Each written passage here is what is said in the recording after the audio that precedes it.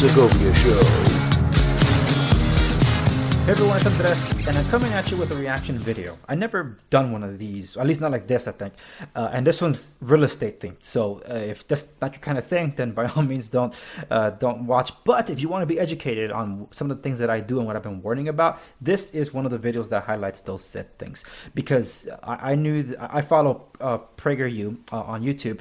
I'm at their website here, and I'll be leaving a link to the website and the video in the video description down below. And also a post of this on my own website, www.theandrewsegovia.com, because I've been talking a lot about the housing affordability crisis here in California, how it's affected the rest of the country, and said effects of that, and what's led to the economic crisis that we have in the housing shortage. There's just so many different X factors that go into this. I even talked a little bit about this in one of my previous episodes on my main program on the podcast.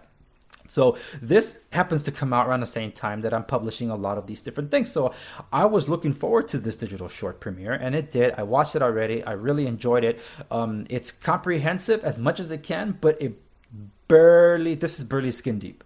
There's a lot more to this, but it's still something like of an introduction to those that don't know about the migration issue we have in California. That's definitely worthwhile to check it. I just want to react to this with you and give some commentary as we watch along. So let us see here. This is Fleeing California. Let's see if I can zoom in a little more for y'all. Yeah, I can zoom in a little more. Okay. All right, let's watch.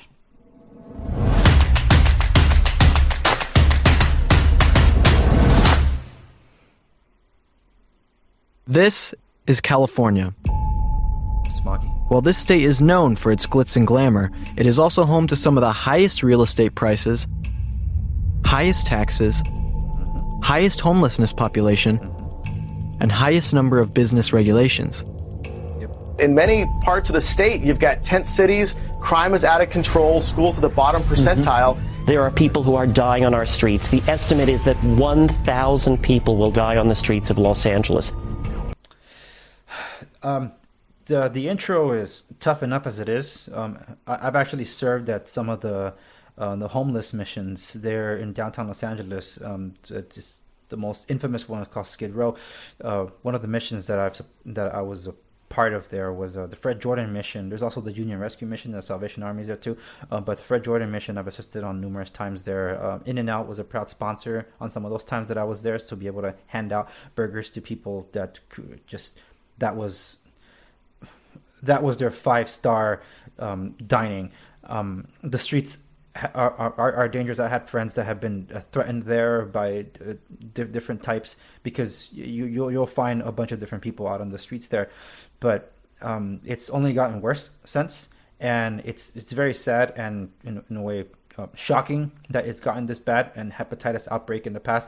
But this is the kind of stuff that's not being covered on the media. Some of those security footage that you've seen of violence on the streets, it's not talked about, which is unfortunate, because there's a lot of criminality. And California, the Supreme Court of California said to the police that they can't do anything about it, basically. Even when you have vagrants assaulting and harassing customers outside businesses in like this. All of this, combined with an extremely high cost of living, is forcing residents and businesses to leave the state at record numbers.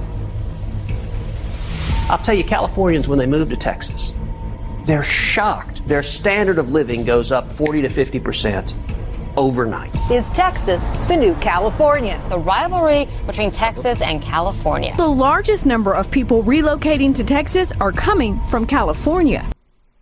I'll weigh in on that after this video, okay?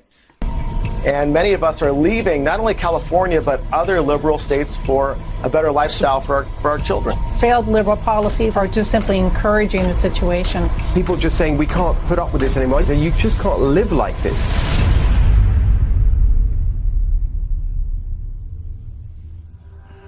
California and Texas both have large amounts of land, plenty of natural resources, minority-majority populations, and are home to some of the country's biggest corporations. These similarities, matched with their glaring policy differences, makes them perfect for comparison. over half of Californians are thinking of leaving the state. And the biggest reason why is the sky-high cost of living.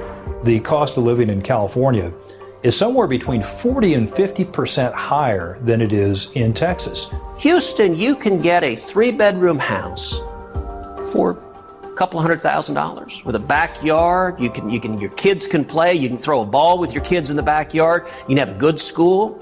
Try doing that in California. The state and local governments are doing things to restrict the development of new housing units in the free market. And they do this through restrictions on building. They do this through things like rent control, which disincentivizes the creation of new rental units. And a set of disastrous policies have contributed to keeping housing costs vastly growing.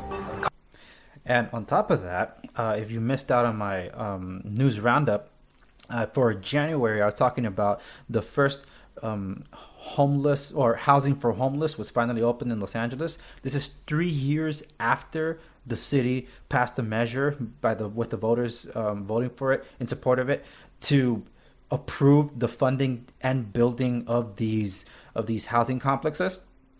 Not only did the city that demanded this be done and was approved by the voters, not only did they delay it, but then their own regulations made the construction cost double. So instead of using the same amount of money to build, say, twice as many units, it cost twice as much to build the initial amount of units they were hoping for, and it was delayed 3 years. How did that help the homeless in that time? Cost of energy is higher, the cost of gasoline and transportation. Everything costs more in California. $5 gas, yeah. Extensive environmental regulations have also sharply raised the energy costs in California, where they are 50% higher than the national average. Over 1 million Californians live in what is officially defined as energy poverty. It's very hard on a middle-class income to live in this state. Many of them who were born and raised in this state are realizing that it's become unaffordable, and that's heartbreaking.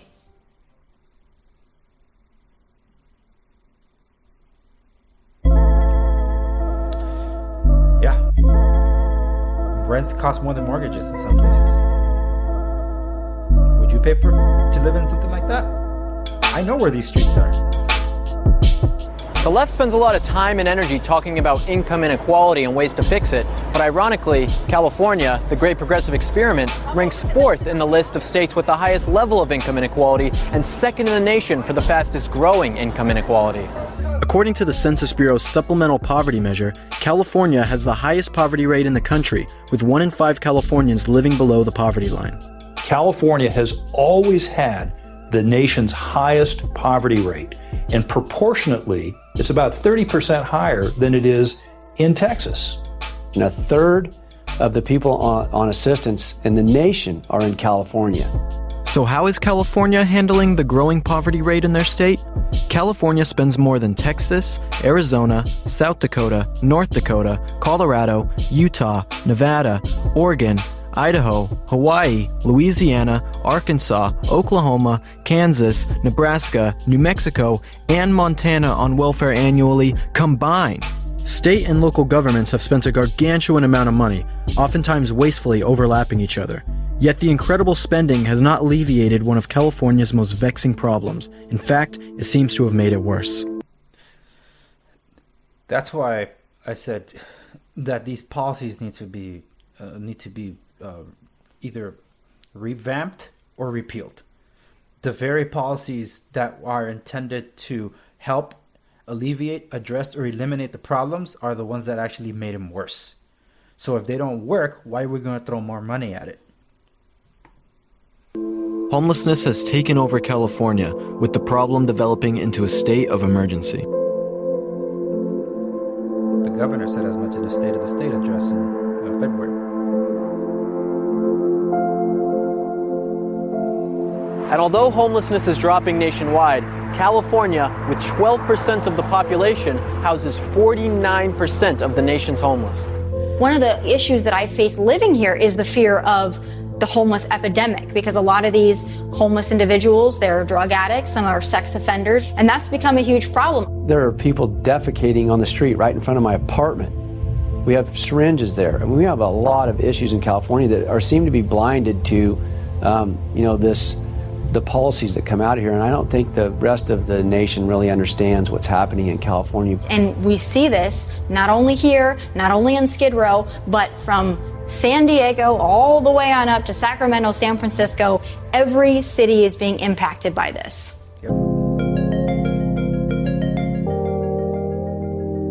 That's another life for you. If California were a country, it would have the 5th largest GDP in the world. California's economic engine is driven by its overshared size of technology giants and small to mid-sized businesses. Because of Californians' hard work and ingenuity, they've been able to create this economic behemoth. Yet this state is trying to slay this golden goose with suffocating business regulations. Over the last 10 years, over 15,000 businesses have fled the state, and the pace is accelerating. While Apple, Google, Facebook, and the other tech giants get talked about the most, it is California's small businesses that are the lifeblood of the state's economy. Companies with less than 100 employees make up 98% of all businesses in the state and employ nearly 40% of its workforce. These businesses are what make California the economic powerhouse that it is.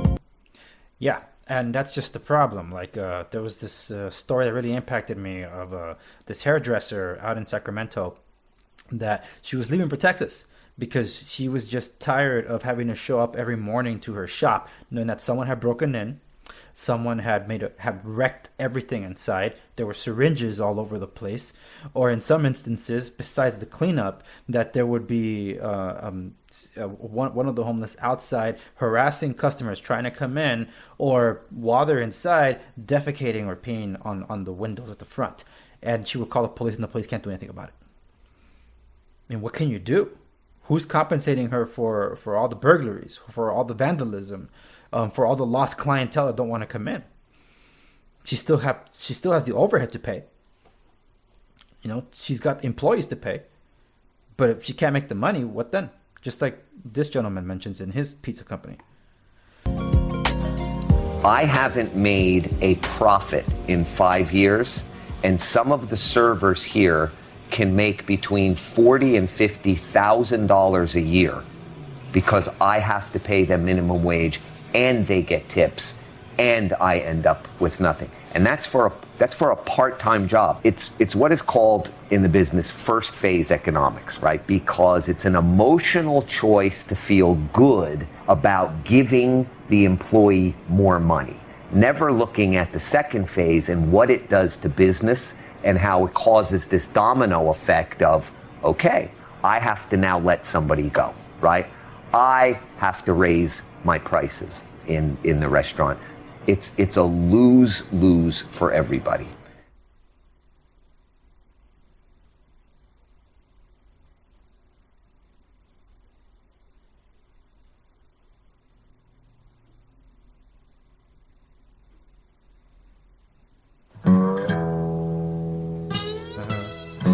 Texas segment, even on my channel, right? Follow my channel. While California embodies the progressive wing of U.S. politics and government's central roles in people's lives, Texas represents a deeply contrasting political ideology and has followed a very different path. The state's focus on individual liberty and personal responsibility stems from its frontier identity and its decade of self-determination as the Republic of Texas. It has voted Republican in every presidential election over the past 36 years. It is difficult to think of a resonant issue being debated today that doesn't find Texas and California on opposite sides of the debate.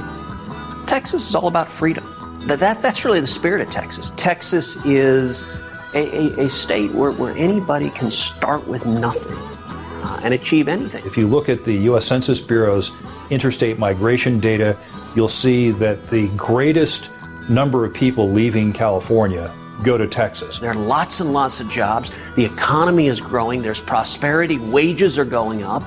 Low taxes, low regulations, free enterprise. In Texas, we like jobs. I said all of us. I said even the Democrats like jobs. They don't know how to get them, but they like them.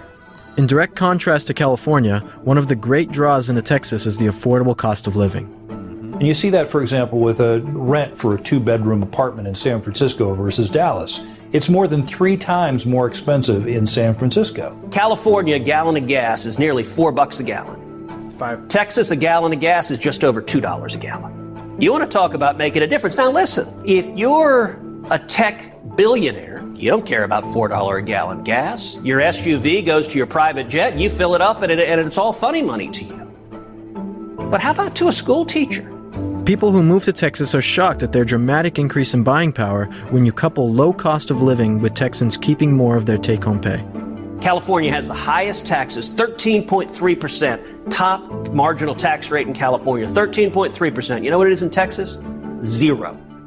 Not only are individuals coming to Texas, but so are businesses, and they're coming by the thousands. We met with one of those small business owners who came to Texas, fleeing California's oppressive anti-business environment, bringing with him jobs, capital, and an auto restoration business that over the course of its life grew tenfold in size.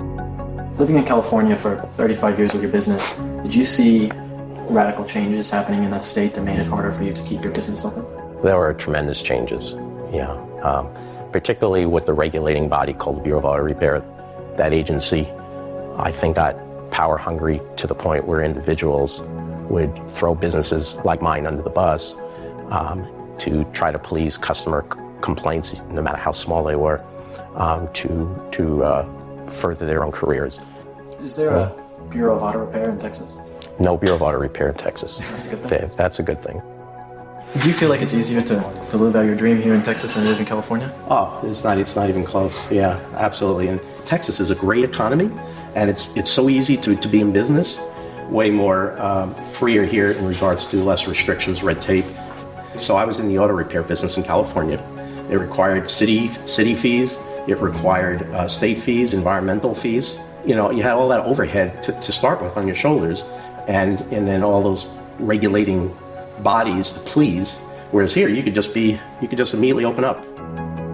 That kind of reminds me. Years ago, I got a salvage car. It was an Infiniti, and I had a friend in Houston. He worked in body shop and auto repair and all that. And he told me, "Hey man, look, $850 will get you this Infiniti, and I'll fix it up for you. It'll be way cheaper when it's all said and done than buying it brand new." I'm like, "Well, how many miles did it have when it was crashed?" I'm like, "Oh, it was very low mileage. It just happened to be totaled, but it's supposedly salvageable."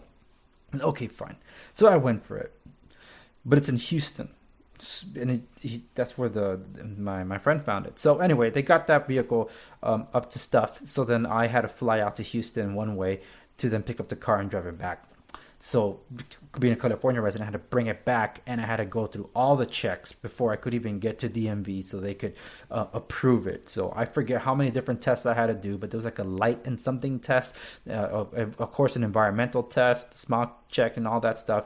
And the car passed, and that's because the car was actually built for the California market. It was crashed here, then eventually shipped out to a junkyard in Texas. So I had an easier time bringing it in versus someone else that tried to bring in a car from out of state and was turned down. I guess it's the Bureau of Auto Repairs.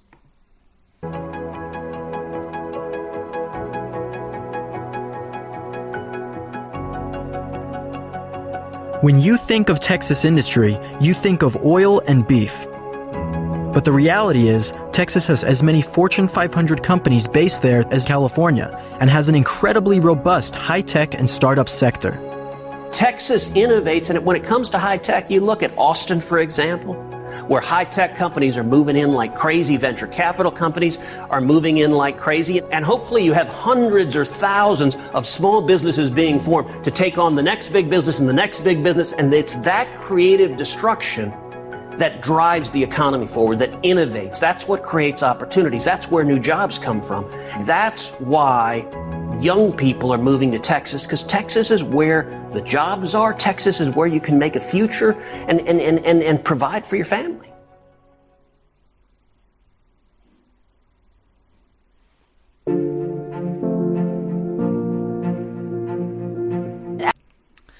Now, that's true. I'm wearing headphones, so I think I hear a phone ringing. Let it ring. It's after hours anyway. So this, what is being mentioned here about the people having left Texas, then I mentioned there's a migration issue. 5,600,000 of those moved to Texas. I don't know. I think more might have moved to Texas, and I'll explain why in a bit. But the thing is, with people having left from Texas 10 years ago. This is from thehill.com. I'll even leave a link to that article in the video description down below. 10 years ago was the first time in the history of California joining the United States that it did not gain a seat in the House of Representatives. House of Representatives, the seats are broken up based on the population. So that means the population didn't grow to the extent that they did not earn a seat for the first time. Hence the census. And there's a very real danger that in this census, California will lose a seat. So that means more people are leaving California. Landlords for sure have fled. Companies, as Ted Cruz was mentioning, even the stats here were saying that moving over there. That's been going on for quite a while. And I'll wrap up a little bit of that after this video because it's almost done. Let's finish it.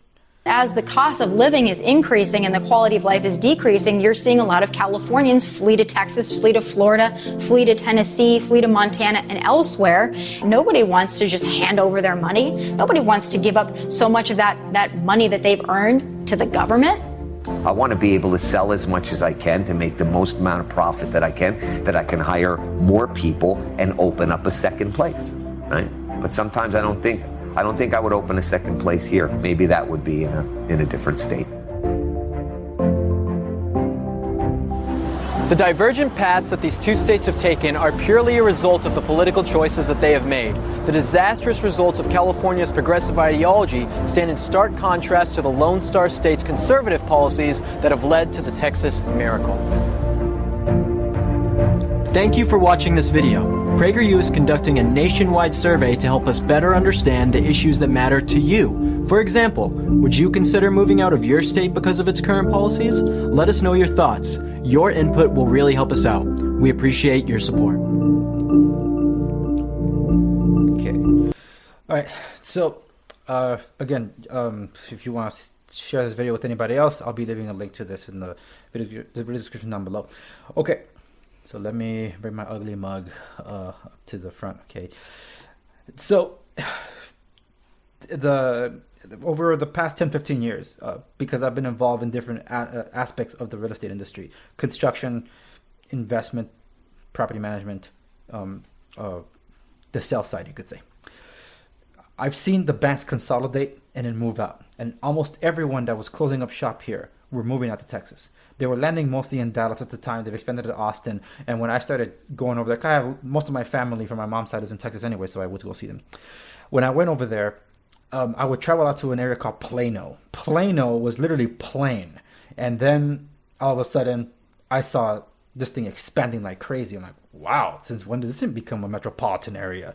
It was like more of a suburbs and a lot of literal plain land. And now it was like, dude, you could almost think it was Dallas if you didn't know any better. That's how crazy it was getting. I went to a coaching event from Tom Ferry. Oh, there, I just plugged in Tom Ferry out there, and I did have an enjoyable time, made good relationships out there. But it was like, where's Plano? You know, so I went to go visit. I saw, I'm like, wow, this thing's really transformed. A lot of building. And then I went a few years thereafter. I'm like, holy smokes, I don't even recognize what it was before. It was just expanding so much. So yeah, it was a great landing spot. And even in my my monthly news roundup, I jokingly have a segment that's called "Texas is Better Than You." Right? For those of you that follow my show, you probably know that already. Because my goodness, it's still the best place to go for business. That the reason I have a hard time believing 600,000 have moved to Texas, which I believe the number is actually a lot higher, is because Texas is now turning into a purple state, and the Texans are not exactly happy of us showing up there. The Calis showing up have been destroying some of the local policies in the area. That's why Beto O'Rourke had a very close Senate race against Senator Ted Cruz that was being interviewed here. So the people that are living from here are sometimes taking the bad habits they learned here to Texas and thinking they can influence over there because it's kind of a culture clash for them. And for the metropolitan areas, like the main suburbs and cities like Dallas, Austin, maybe even San Antonio, some of these places, like my last visit to Austin, which was just over a year ago, holy smokes, I thought it was like as left-wing as it gets. In fact, Steven Crowder, for those that are familiar with Louder with Crowder, Steven Crowder does a lot of his Change My Mind segments out of Austin. So all those confrontations from leftists are in Texas. Gives you something to think about. You know, it's the dynamic and the culture is changing a lot. And a lot of the native Texans are not happy about that. They have their own native issues they got to deal with. And then people that come from California with whatever issues they've carried from here are commingling the issues that matter to Texans the most. So we'll see where this goes, because it's really going to make, even recently, I've been seeing in the news that Texas might be an up for grabs kind of state, kind of like Iowa is sometimes, or Ohio, and even sometimes Florida, where in the elections it could swing one way or another. So something to really keep a close eye upon. But this is something that I really recommend. So I may mention in my episode about housing affordability that 3 reasons why people move out of the state.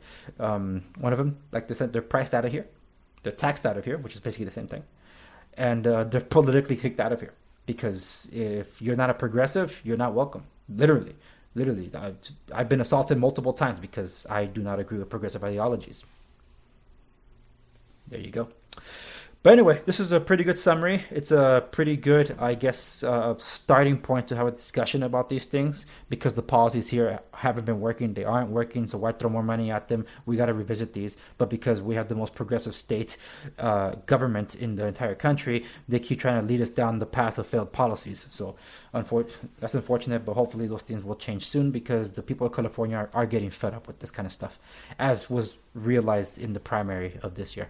Okay, guys, that's it for this one. If you'd like reaction videos, let me know. Want to follow my stuff? Go to www.theandrewsegovia.com. Sign up to my podcast. That's where I do everything. My off the record series is the stuff that I can't post on YouTube, and I can't even put on my host for my podcast because either one of them will silence me. So I host personally the off the record segment. You can only find on my website. That is available now for free for those of you that want to see what kind of content I'm generating. So check that out there. And for those of you that are looking for real estate resources, I've also left a link to that, which is www.segoviares.com, where you can see anything I talk about real estate, how you can look into probably getting a mortgage and stuff like that, and how you can set up a consultation with yours truly if you're in the areas of Los Angeles and Orange County, California.